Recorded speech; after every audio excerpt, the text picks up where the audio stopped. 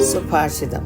യഹസ്കേൽ പ്രവചനം 28 അധ്യായത്തിന്റെ 22 വാക്യം. യഹോവയായ കർത്താവ് ഇപ്രകാരം അരുളി ചെയ്യുന്നു: സീദോനെ, ഞാൻ നിനക്ക് വിരോധമായിരിക്കുന്നു. ഞാൻ നിന്റെ നടുവിൽ എന്നെ തന്നെ മഹത്വീകരിക്കും. ഞാൻ അതിൽ ന്യായവിധികളെ നടത്തി എന്നെ തന്നെ വിശുദ്ധീകരിക്കുമ്പോൾ ഞാൻ യഹോവ എന്ന് അവർ അറിയും. Thus says the Lord, behold, I am against you, O Sidon. I will be glorified in your midst, and they shall know that I am the Lord, when I execute judgments in her, and am hallowed in her.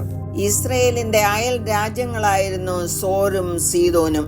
സോരിന് വടക്കുള്ള സീദോൻ ഇസ്രയേലിനെ അടിച്ചമർത്തുന്ന മറ്റൊരു രാജ്യമായിരുന്നു. അവിശ്വസ്തതയും വിഗ്രഹാരാധനയും നിമിത്തം ദൈവിക ന്യായവിധിക്ക് അർഹമായ ഒരു നഗരമായി സീദോനെ ചിത്രീകരിക്കുന്നു. നോഹയുടെ മകനായിരുന്ന ഹാമിന്റെ കൊച്ചുമകനായിരുന്നു സീദോൻ. ആ പരമ്പരയിലുണ്ടായിരുന്ന സീദോന്യർ ബാലിനെയും വിഗ്രഹങ്ങളെയും സേവിച്ചു വന്നു. ദൈവമായ യഹോവയെ കോപിപ്പിക്കത്തക്കവണ്ണം തനിക്ക് മുമ്പുണ്ടായിരുന്ന എല്ലാ ഇസ്രയേൽ രാജാക്കന്മാരെക്കാളും അധികം ദോഷം ചെയ്ത ആഹാബ് എന്ന ഇസ്രയേൽ രാജാവിന്റെ ഭാര്യയായിരുന്ന ഇസബേൽ സീദോന്യ രാജാവിന്റെ മകളായിരുന്നു എന്ന് 1 രാജാക്കന്മാർ 16:31 രേഖപ്പെടുത്തിയിരിക്കുന്നു. ഇസ്രയേൽ രാജ്യത്തിൽ ബാലിനെ സേവിക്കുന്നതിനും വിഗ്രഹാരാധന വർദ്ധിപ്പിക്കുന്നതിനും ആഹാബും ഇസബേലും പ്രവർത്തിച്ചു വന്നു. ഇത് മാത്രമല്ല, സീദോന്യർക്ക് വിരോധമായി ദൈവം ന്യായവിധി അയക്കുന്നതിന് കാരണമായി 24 വാക്യത്തിൽ നിന്നൂടെ ചില കാര്യങ്ങൾ മനസ്സിലാക്കുവാൻ കഴിയും. അതിങ്ങനെ വായിക്കുന്നു: ഇസ്രയേൽ ഗ്രഹത്തെ നിന്ദിച്ചവരായി അവരുടെ ചുറ്റുമുള്ള എല്ലാവരിൽ നിന്ന് കുത്തുന്ന പറക്കാരെയും നോവിക്കുന്ന മുള്ളും ഇനി അവർക്കുണ്ടാകയില്ല. ഞാൻ യഹോവയായ കർത്താവ് എന്ന് അവർ അറിയും.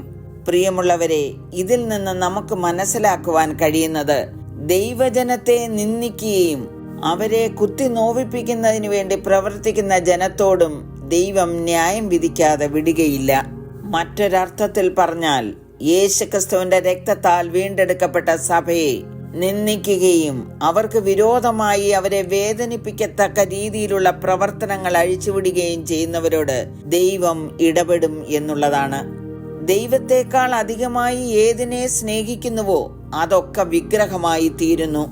അക്ഷയനായ ദൈവത്തിന്റെ തേജസ്സിനെ ക്ഷയമുള്ള മനുഷ്യൻ, പക്ഷി, നാൽക്കാലി, ഇഴജാതി എന്നിവയുടെ രൂപസാദൃശ്യത്തിൽ മാറ്റിക്കളയുമ്പോൾ ദൈവം ശിക്ഷിക്കാതെ വിടുകയില്ല. കാരണം ദൈവത്തിന്റെ സത്യം അവർ വ്യാജമാക്കി മാറ്റിക്കളഞ്ഞു. സൃഷ്ടിച്ചവനേക്കാൾ സൃഷ്ടിയെ ഭജിച്ച് ആരാധിക്കുന്നു.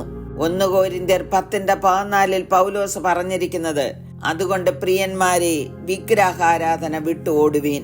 മിഥ്യാബിംബങ്ങളെ ഭജിക്കുന്നവർ തങ്ങളോട് ദയാലുവായവനെ ഉപേക്ഷിക്കുന്നു എന്ന് യോന 2:8 പറഞ്ഞിരിക്കുന്നു.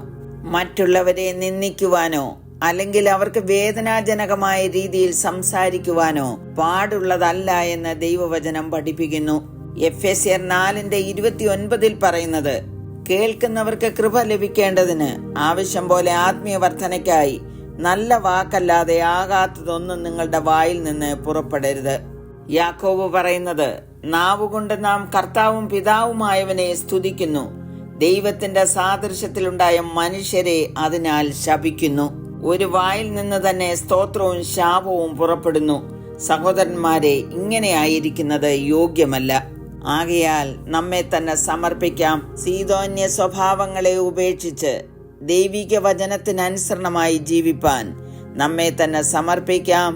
ദൈവം എല്ലാവരെയും ഈ വചനങ്ങളാൽ അനുഗ്രഹിക്കുമാറാകട്ടെ.